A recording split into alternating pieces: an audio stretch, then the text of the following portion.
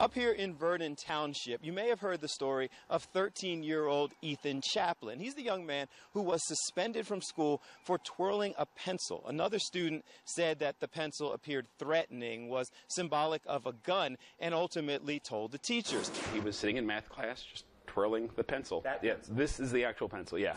Ethan was suspended. He was ordered to undergo psychological evaluation, even though his father pushed back. And then the conversations with DCPP became threatening, where they would get a court order, where they would seize custody. And I said, not over a pencil, you're not. When he finally allowed it to happen and Ethan came back absolutely clear of all charges, he thought this issue was over. Well, first they stripped him. They put him in a bed, took everything away from him, including his phone. About an hour later, they took urine. And then about 45 minutes later, they took blood in which he passed out.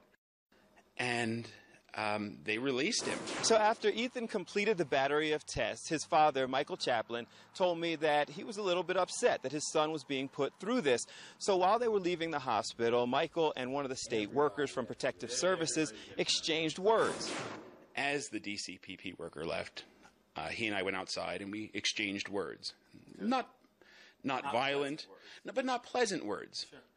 And within 48 hours, DCPP had filed a motion in court for care and supervision of Ethan and my other child, outlining steps or a process by which I have to follow, or then they will seize Ethan and place him up for adoption.